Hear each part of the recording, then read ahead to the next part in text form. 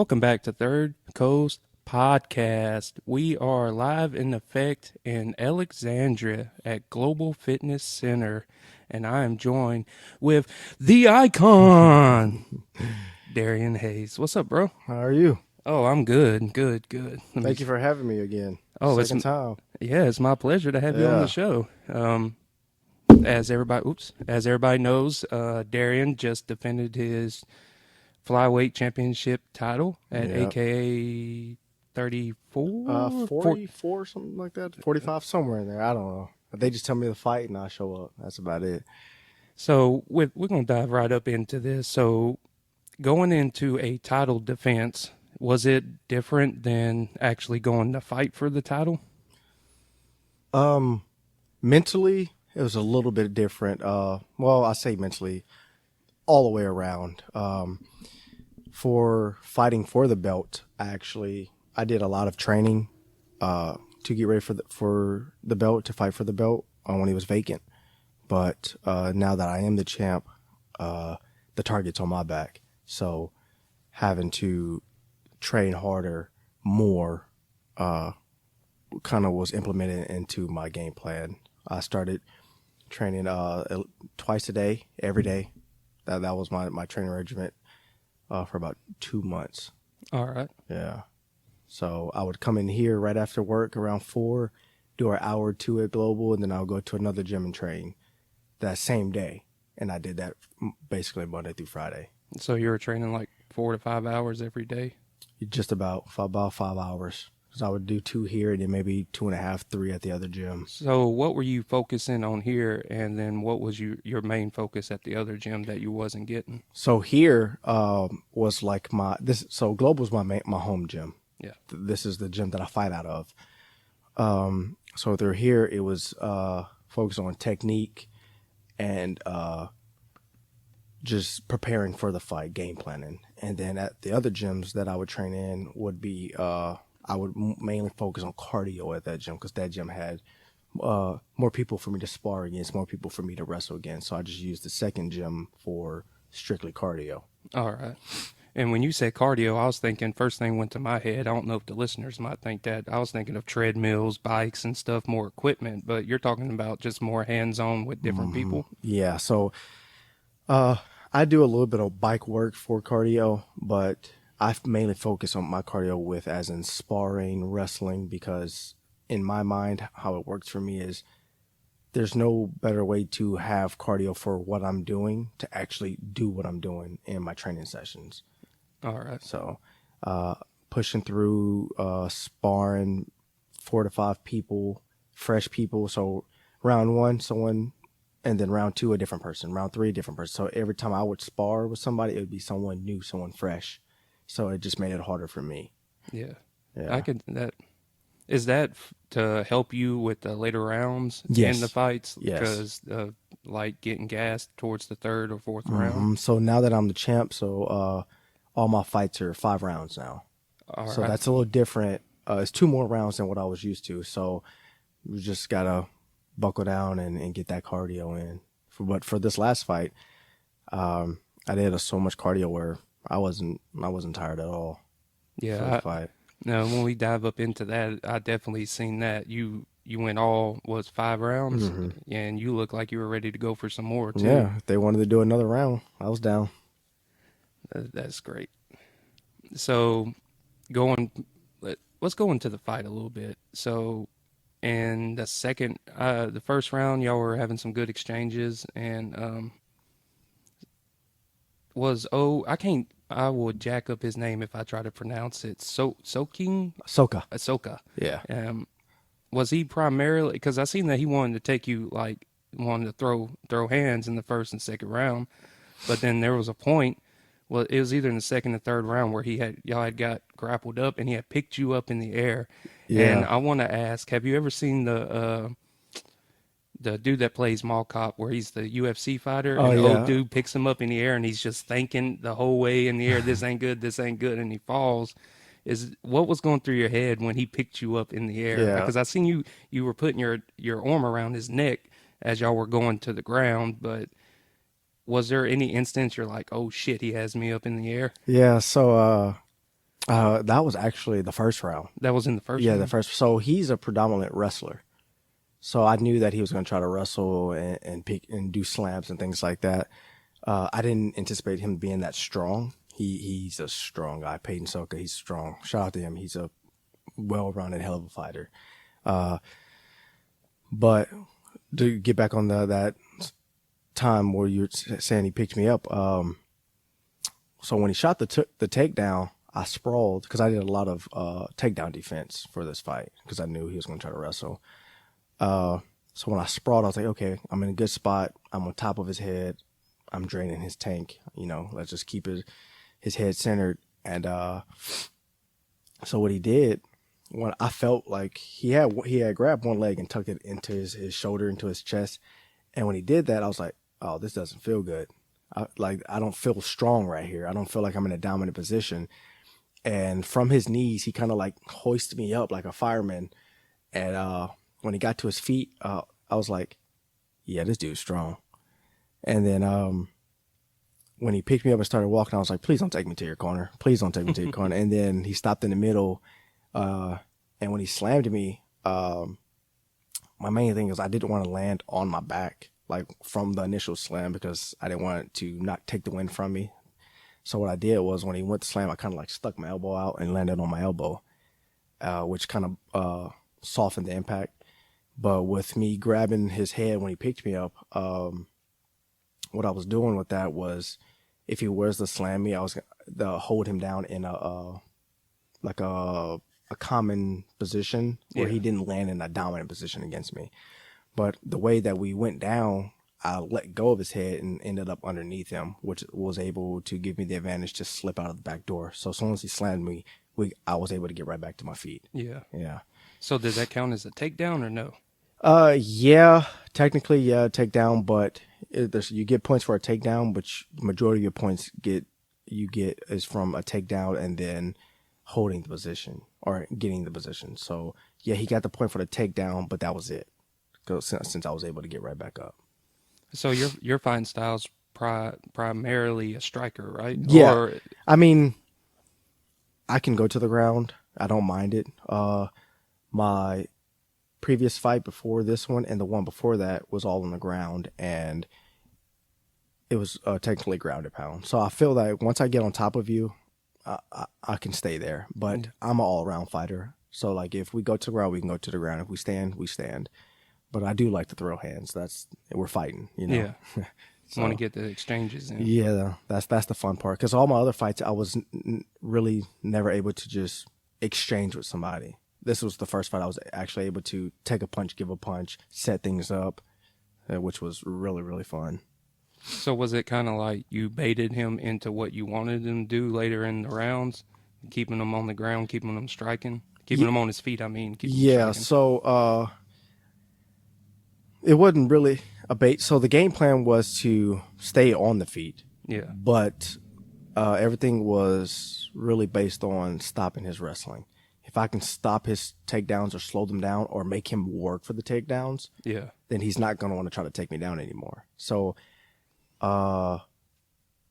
after I want to say the third round, third round, his shooting for the takedowns stopped, which was good for me. So I made him stand up.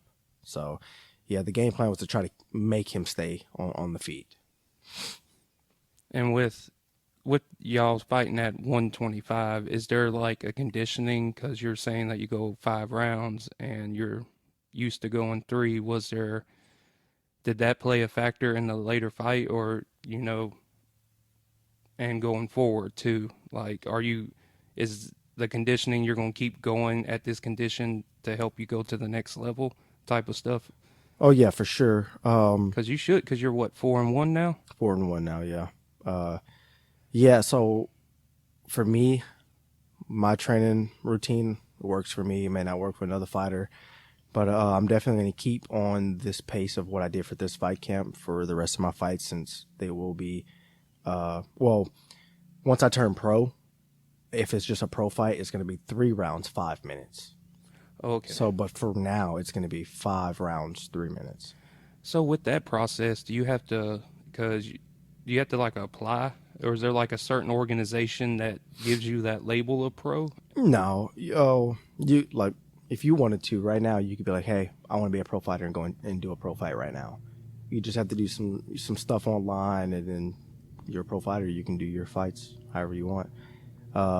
It's very suggested to start amateur, just to get some experience, just to see what it's like, because people don't really understand that fighting on the street is completely different than fighting in front of hundreds of people, and then once you get into the UFC thousands and things like that.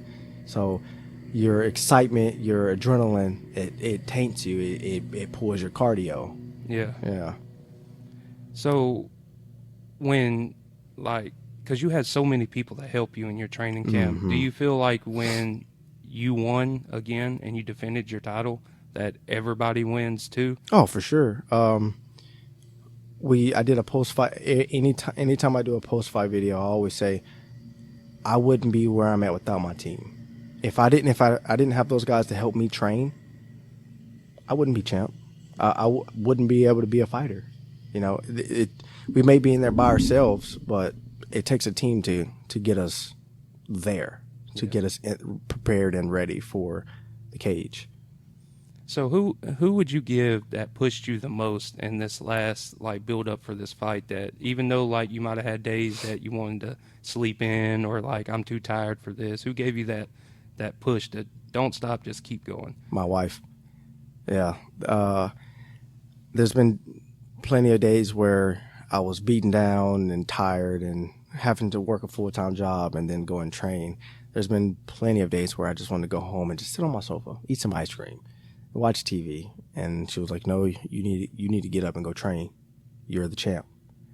But as far as like some of my training partners, my buddy Shane Ferrier, he was like one of the main people that I sparred with, and he's a scrapper, a brawler. He reminds me of Dustin Poirier. Like, he just wants to brawl. Yeah.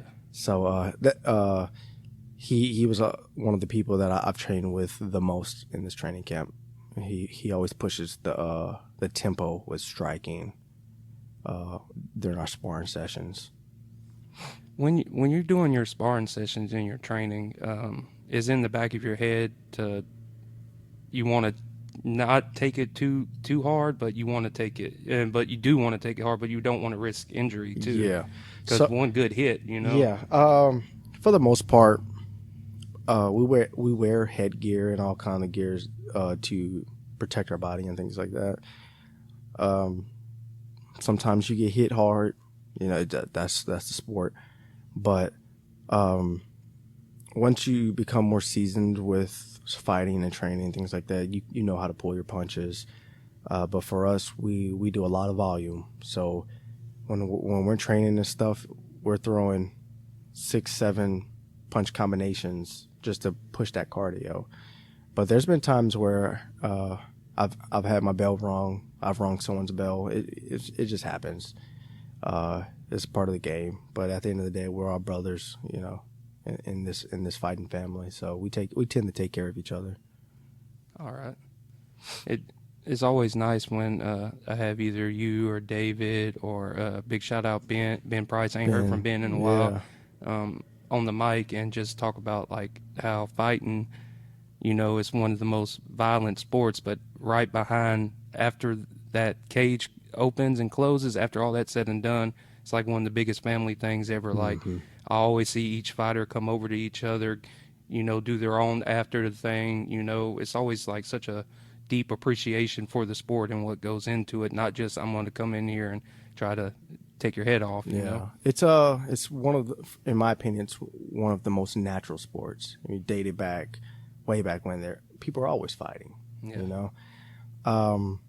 But it's a mutual respect between us fighters, because at the end of the day, I know what he went through to get ready for this, and I know what I went through to get ready for this. Blood, sweat, and tears, literally.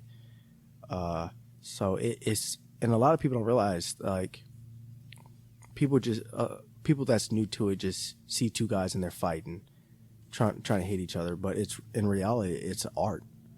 we're setting things up. There's all kind of things that we're trying to do to win. It's not just throwing some punches, throwing some kicks, throwing knees, elbows. We're setting things up that the untrained eye, the unknowledgeable eye doesn't see, Yep.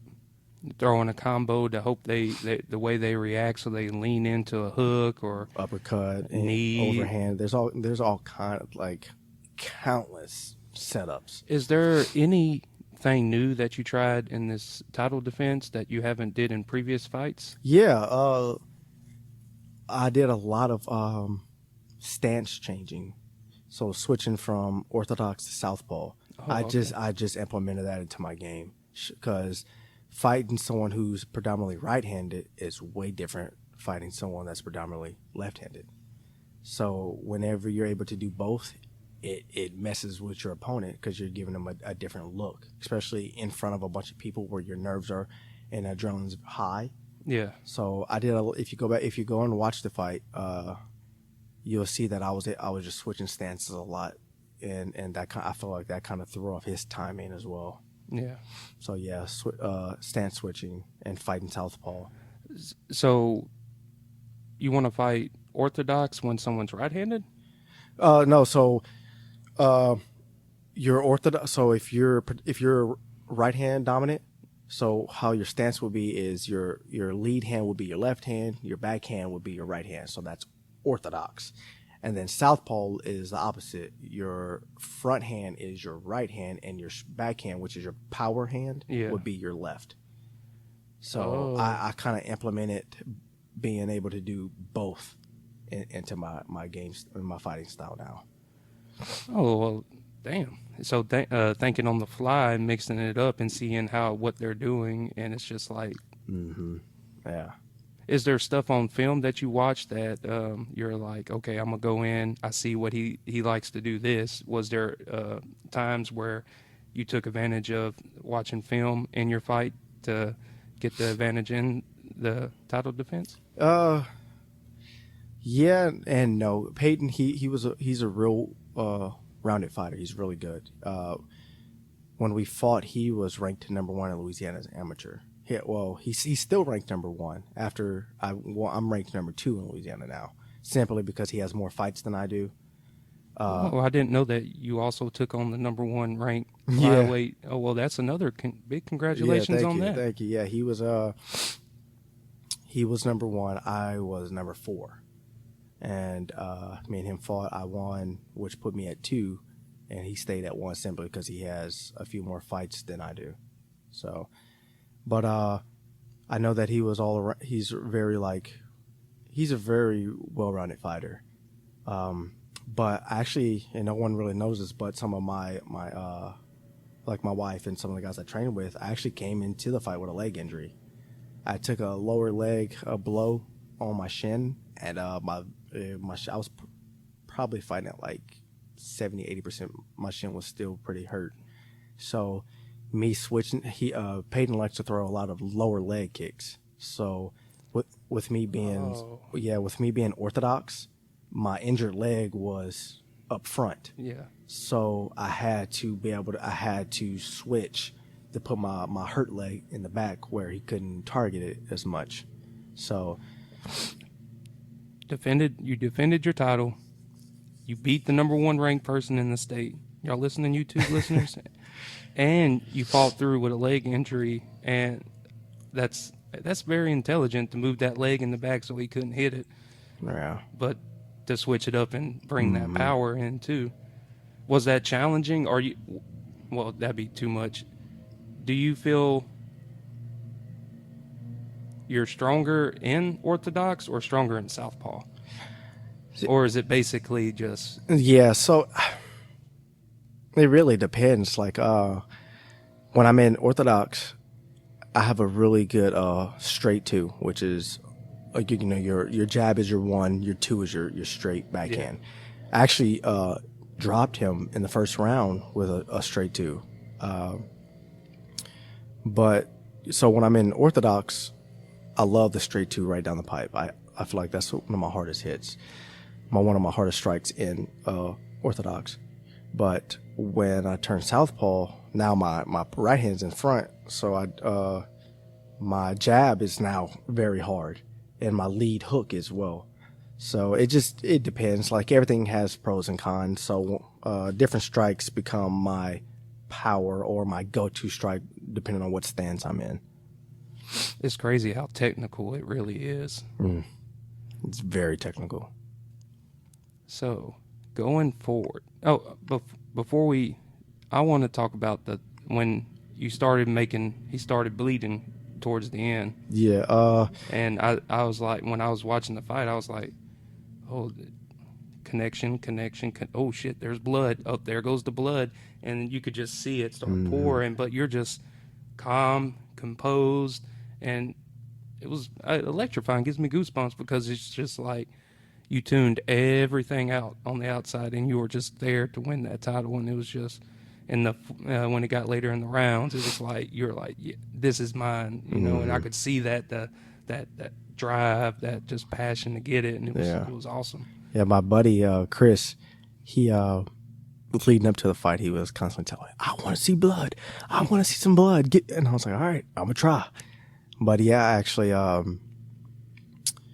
did a switch stance strike, which caused his nose to bleed, where I was switching stances and threw a strike at the same time.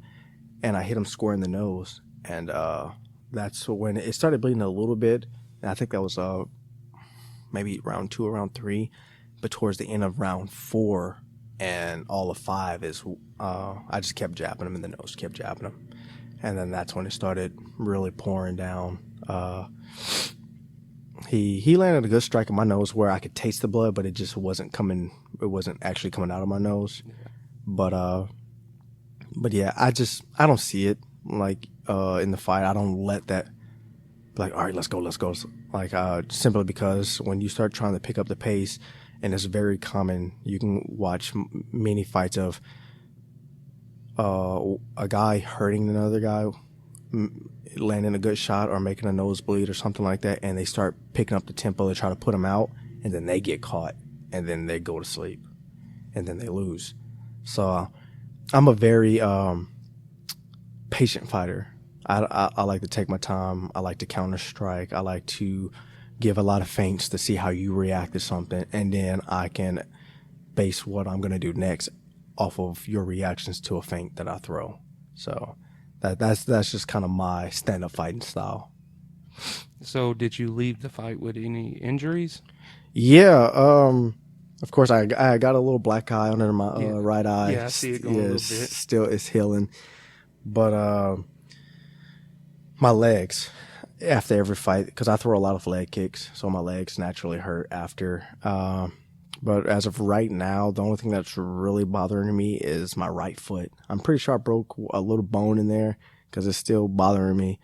But I'm still able to walk. I'm still able to run a little bit and be active. But as far as like last injuries, that's the only thing that's really hurting. Do you ever have to fight with shin splints and stuff like that? Yeah, I fought with shin splint. I mean, that's what I kind of felt like with my injured leg. Well, I got kneed on the outside of my calf, on the outside of it, which caused like the whole front of my calf to pretty much hurt, and it feels like really bad shin splints along with like a deep bruise. Yeah, but it sucks. It hurts. So with going forward, do you have another date for your next title defense? No, not yet. Simply because I'm not training right now. The fight was not this Sunday, but the previous Sunday. Yeah. So I'm still healing up. I can't really do much with my foot right now as far as MMA. I mean, yeah, I can box and I can maybe do a little bit of jiu-jitsu, but as far as me doing all of it, I have to wait a little bit longer. I'll probably start training at the beginning of next month. So if you would pull me over, this would be a good time for me to run from you. Yeah, you better run. You better outrun that taser. Yeah. But so I got a question. Can you fight outside of AKA? Yeah. Can you take other venues? Mm-hmm. I can fight for any promotion that I want. Me personally, I like fighting for AKA because they take care of me. They treat me well. And then plus, I don't fight very often. So anytime like I'm able to fight, they're always available. But I mean, I can fight for any promotion that I really want. That's in this area. The goal is to get to the UFC, but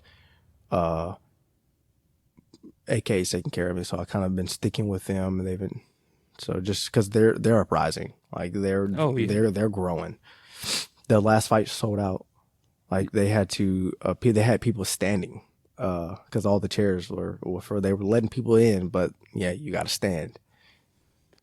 And that was where did you fight out of? Was that Shreveport? That was in Shreveport at the Live Casino, that new casino. How was that? I ain't never been to that casino. That was pretty dope. They remodeled everything, I think is what they said. It was really nice in there. The venue was pretty cool, so it was fun. I enjoyed every bit of it. Hey, when defending your title in front of a sold out crowd, another check. Yeah, and it was my opponent is from Shreveport. Oh, you beat him in his hometown? Yeah. Oh. Yeah. Hey, at least I went all 5 rounds and banged it out. Mm-hmm. So with that too, is that your first fight that ever went to decision? No, my first fight went to decision. My second went to decision. The third one ended in the second round, and the last one went all 5 rounds, and then the one before ended in the second or third round, TKO. Yeah. I've had three decisions, and then so when your only loss came from a decision, then yeah, I fought a pure wrestler, and he just kept taking me down, and I would get up, he would take me down, and I would get up. Yeah, hold up, what happened here? Pause. With it being hot in here. Oh yeah, I can. Oh, we're back, listeners. Small technical difficulties, as usual. Technology don't want to work with us, but yeah, it is warm. Is that a part of conditioning too? Like you turn up the heat so you can help with like the weight and stuff, and just getting blood flowing. When we get closer to the fight day with AKA, the fights are usually Saturday, so weigh-ins is Friday. So what we'll do is we'll come back here in this room that we're in right now and either turn the heater on or turn the air off completely, and we'll just go at it.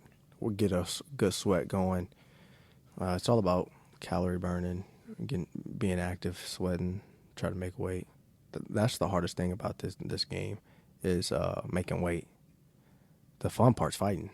You know? So you fight at 125. What do you stand at usually? 140? 145? No. My walk around weight, I'm close to like 150, 160.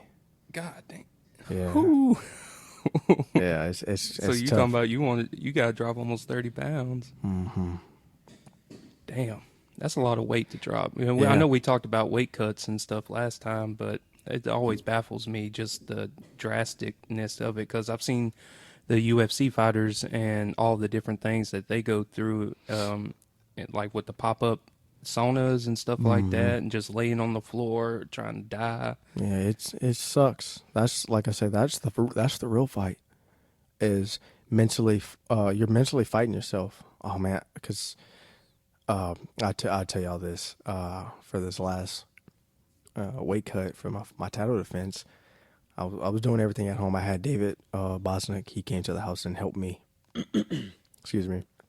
He actually came and sat with me, and for a majority of my weight cut, and so I usually break my weight cuts up in 2 days. I'll start Thursday, and then I'll finish Friday before we have to leave to go to the venue to weigh in. So Friday, I got out of the sauna, the little pop-up sauna that we have, and I dried myself off, took everything off, got on the scale, and it told me I was 127.6. So I was like, okay, cool. I got like 2 pounds-ish to go. I can do that. That's fine. So I put on my sauna suit. I put everything back on and got back into the pop-up sauna, and I was in there for about 30, 40 minutes. And at this point, I'm like exhausted. And my wife came in. She helped me back to the scale, took everything off, dried me off. and the scale read 128. So it told me I gained a little bit, and I was like, yeah, no, I'm done. I fell out on the floor, and I was like, man, I'm about to cry. I don't want to do this anymore because I was sweating, and I don't know if the scale messed up, but it just mentally defeated me. Yeah. So the hardest thing about fighting is being mentally strong with your weight cut. Weight cutting is the hardest thing about all of this. I got a question. So when you're weighing in at you trying to hit 125, what happens if you drop below that weight? Say you go to weigh in, is it still okay? Say you weigh 124, Yeah, 123? yeah. The heaviest you can weigh is like for me is 125 or 125.6. And So it goes off of strictly weight, not height, right? so typically the lower the weight class, the shorter the fighters. And I'm a short fella, so my first fight was at 135. My very first one, and I fought a guy who was like 5'10", 5'11". He was tall. Yeah. He sucked. So I was like, I'm gonna wrestle him this whole fight. So I went down to 125, and for the most part, I fought guys my height. I only fought one person that was like 5'9", 5'10". That was actually the guy I fought to win the belt. He was 5'10", 5'11", somewhere in there. Yeah. But that's the reason why I fight at 125, just the height wise. And it's not just you either. Like, it ain't all about you. You go in and you help with the other fighters in the gym too, Oh, right? yeah, And could you explain that? Do you learn? Is it like a learning experience, helping other people get prepared for their fights and stuff like that? I mean, for the most part, you learn something new training, whether it's a new technique, new way to set something up, a new submission, a new pass on a guard, a new back take. You learn something new every day because you never know what the person you're training with knows. And a lot of things don't come up until you're in a situation. So I may take your back and you do something to reverse it, or I might, half guard, and you just never know until you get into that position. So I'm always learning something new. I'm always learning and taking in what I see other people do because I'm a very good visual learner. So I can see someone do it, then I can almost do it just how they did it, which helped me with my career with fighting, because that's how I started off. I watched a lot of UFC fights. I watched a lot of Frank Mir, BJ Penn, George St. Pierre, Chuck Liddell, and I kind of just, I like how Chuck threw that overhand. Now I'll watch it again and see how he set it up. And then I'll come in the next day and do that and it works. Or I'll set it up, I'm really good at seeing it and then copying it. Yeah. So. And with fighting too, when you got started in fighting, like your very first, like I wanna venture into this. Was it from a point of like I need to expel anger somewhere, or was it from a point like I seen this on TV, I want to try this, or where did the idea of Darrian Hayes, the icon, becoming a fighter come from? Well, I grew up fighting, but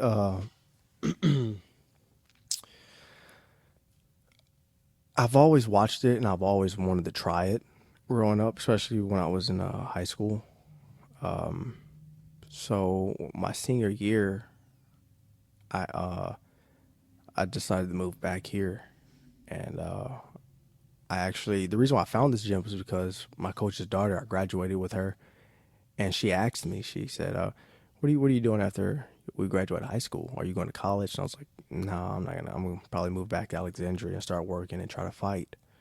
And then she asked me, she said, what kind of fighting? And I said, MMA. And then she was like, hey, my dad has a gym. This is where it's at. Whenever you move back, go sign up. And that's exactly what I did. And from there, I took time off, but I always keep coming back to it. I can't not do it until I physically can't do it. It's just something about it just keeps calling my name, and I always come back to it. And how old are you now, Darren? I just turned 26 as of April 8th. You're a young buck. You got plenty of time Yeah, left I in don't the feel tank. I don't feel young with all the fighting and stuff. I definitely feel old. The kids keeping you on your toes, too? Oh yeah, running around with them and hide and seek, and then my son, he anytime like a UFC fighter or something comes on, he locks in, and he's only 2. So every now and then he'll come up to me when I'm sitting on the sofa and he'll start wrestling me and grappling with me and stuff like that. So hopefully he gets into it young and he can start young. And then you hit him and grab by. You don't know who you're messing with. It's the icon right here. Go to sleep, go to sleep, go to sleep.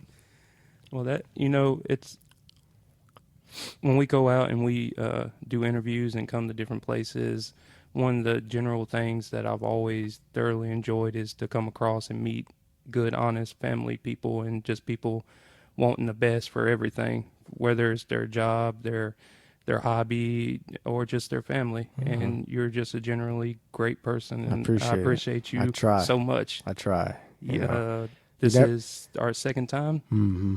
I genuinely try to be nice to people because you never know what someone's going through, So I try to just typically be nice and generous and be loving because, you never know, you might be that light in someone's darkness, So that's just how I look at it.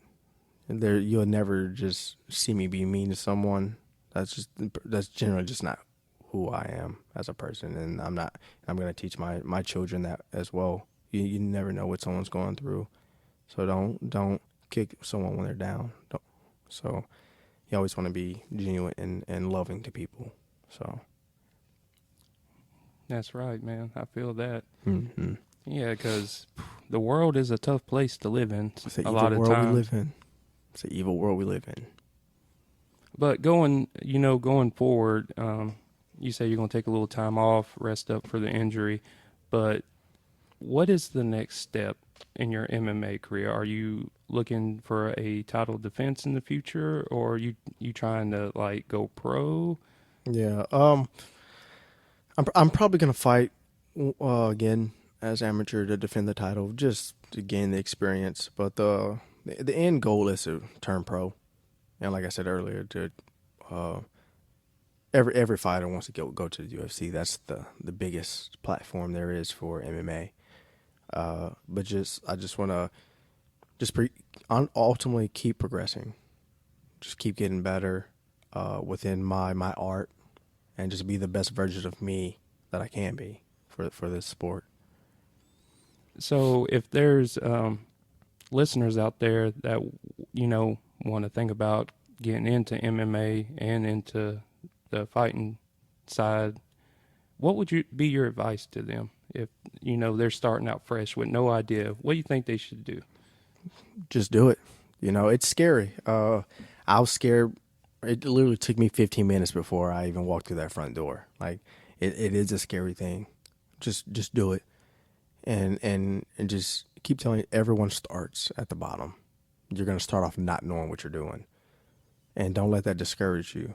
Because someone is always gonna be better than you, and no matter what you do, just be the best that you can be, and also be willing to learn. You just start. That's my advice. Start, and if you enjoy it, stick to it. Be dedicated. And that's the only way that you can progress in the sport and be better. Is to just show up Monday, show up Tuesday. 6 months from now, show up Monday, show up Tuesday, show up Wednesday. Just consistency is key. All right. Yeah, I had a question, but that thing flew right. It flew right out. Oh, there it goes. It came back in there. Make sure to check out Third Coast Podcast on 5000ws.thirdcoastpodcast.com on all major streaming platforms, Instagram, Facebook, TikTok, and on YouTube. We appreciate the 402 subscribers. We are close. 2 years ago, I was looking at our subscribers at 60 people and going, can we get 500? Can we get that first step of monetization?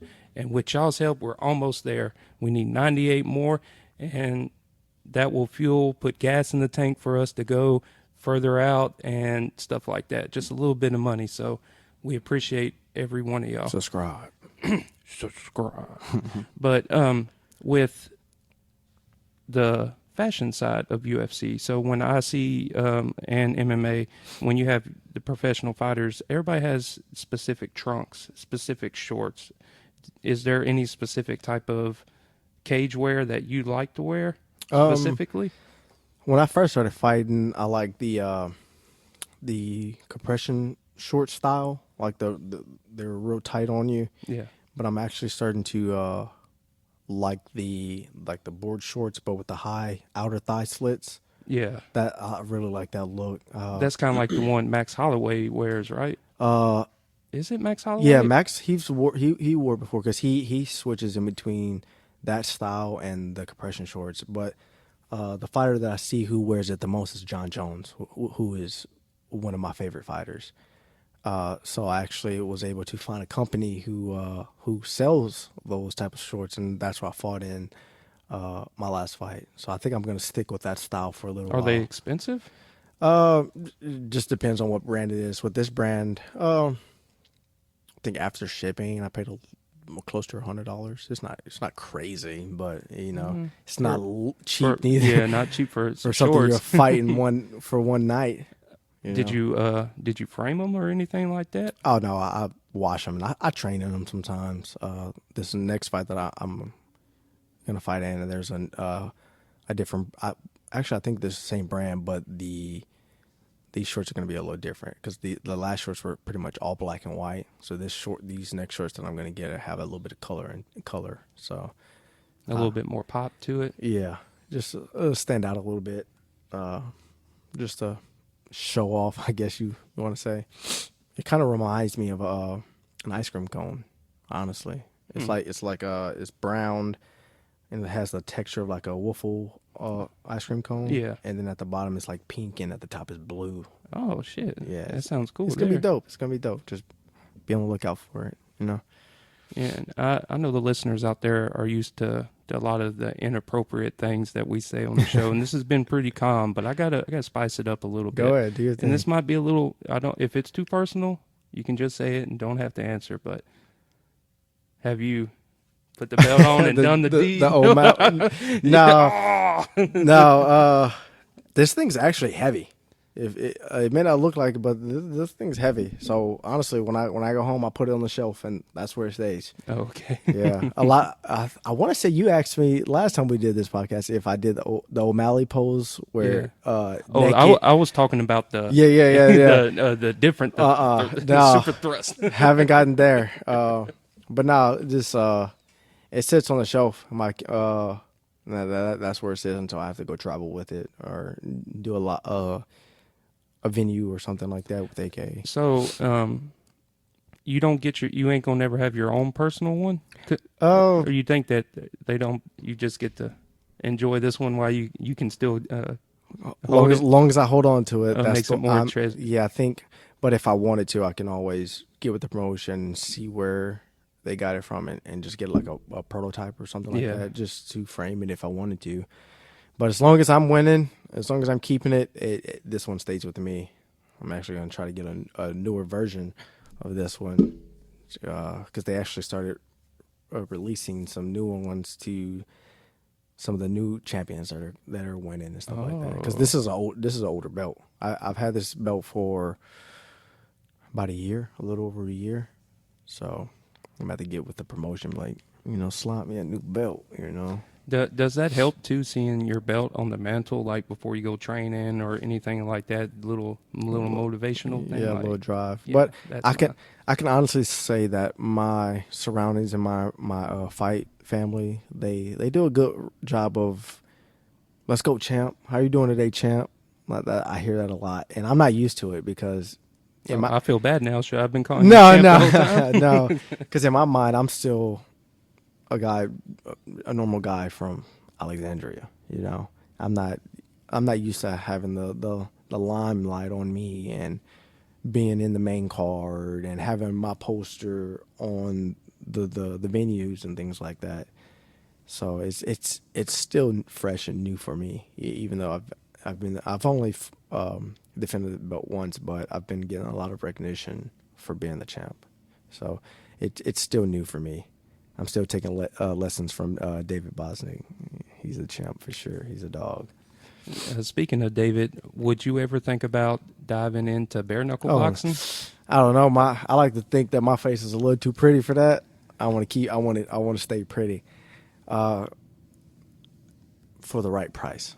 For the right If I'm gonna be honest, you got to make my pockets a little chubby if you want me to bare knuckle box. The last two David fought broke his jaw, and I watched the last one. He went 5 rounds, and I was just seeing they're just at one point they're just standing there just blah blah blah, Yeah, and I'm like, oh hell no! It's crazy, and if you ever watch it in person, the sounds you hear from your knuckles landing with the body or your knuckles landing on someone's face it's so extraordinary. It's like that shouldn't be a sound. How it's just crazy.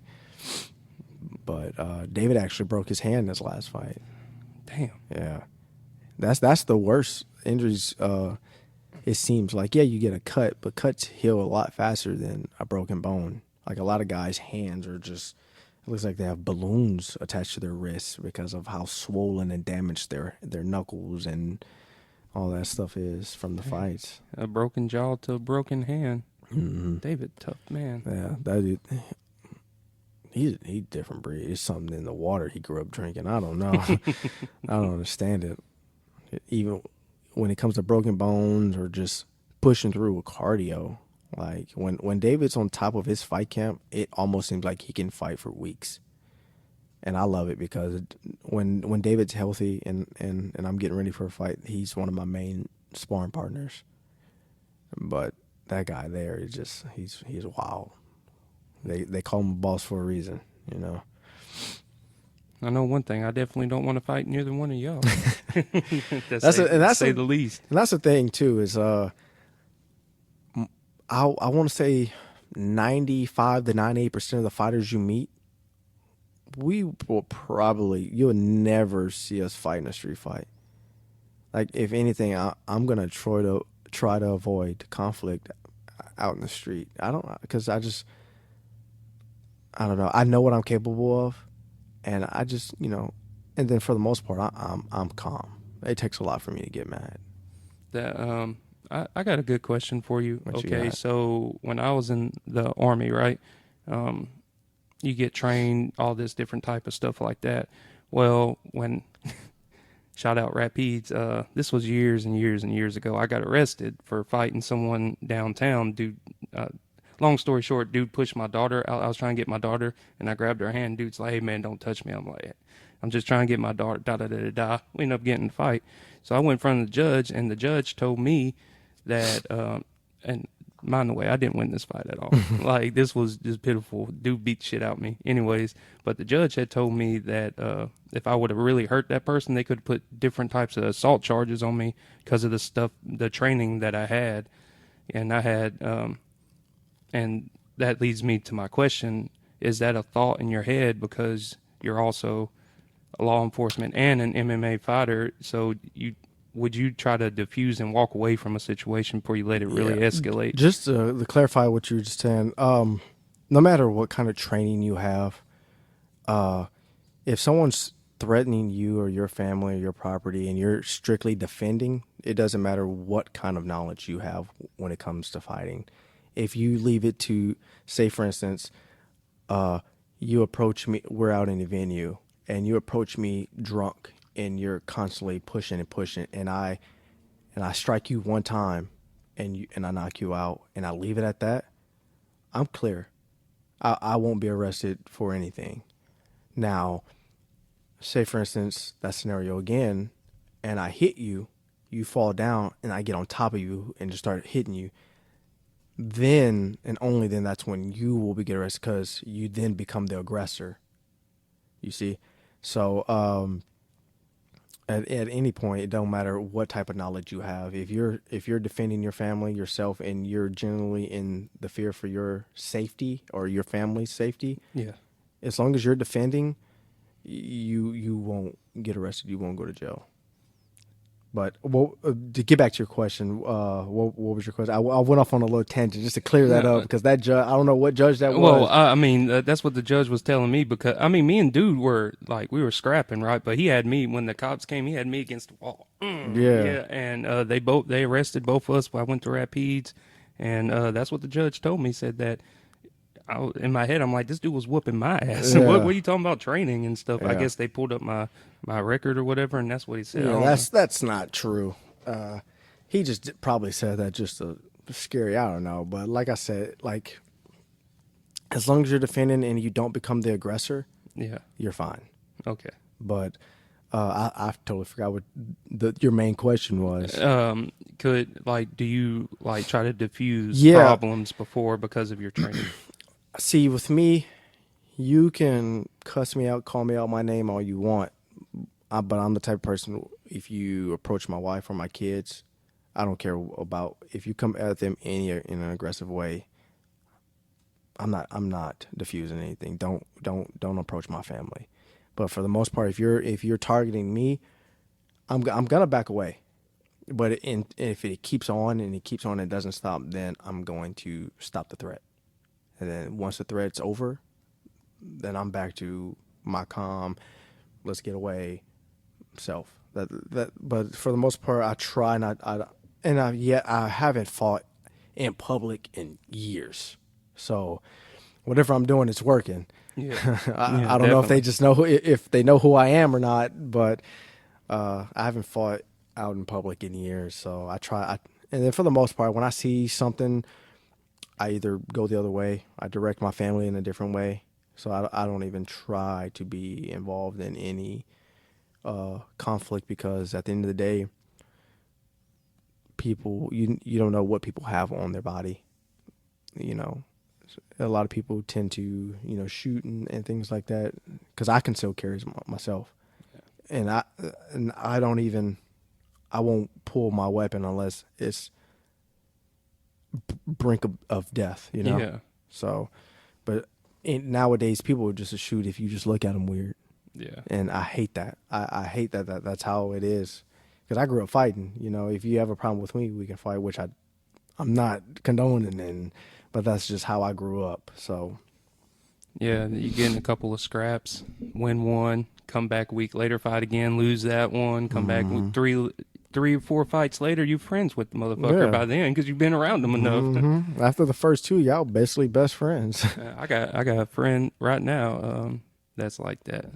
Like we grew up and we hated each other, fought so much, and then now I'd be like, hey man, what's going on? Oh man, chilling, how's the kids and stuff. Yeah. But yeah, now that we had shooting a couple of days ago in Oakdale Oh yeah. behind some youngsters not wanting to fight or something. You know how that goes. That's all it is.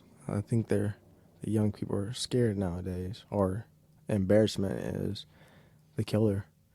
You lose a fight. Oh, okay. I got something for you. Watch this. And then I'm gonna spend my whole life in jail. That's crazy. Yep.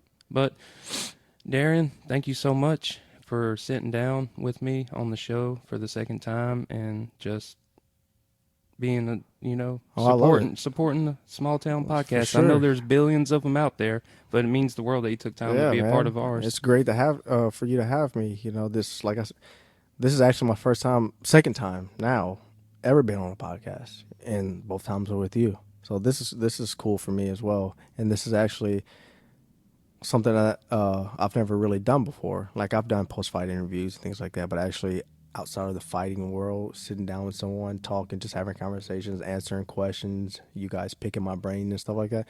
I like it. It's cool. It gets me out of my comfort zone. So get comfortable being uncomfortable. That's what I like to say. And shit, yeah. Is there anything else you would like to leave the listeners with today? I'm pretty sure it's gonna be similar to what I said last time, but if you have a passion, you have something that you want to do, just go out and do it. Life's too short. If you have a dream, go and get it. Whether that's fighting, opening up a bakery, whatever you want. You're like you want to do this podcast and look at you. You're getting it. You're about to monetize and things like that. Just and also stay consistent. Live your life, love your neighbor, and just enjoy everything that you have. Love it. Good words of wisdom. Good words of wisdom. I try. I'm starting to get a little gray hair on the top, so I Oh. try to drop some wisdom every now and then. It's over with. There you go, viewers and listeners.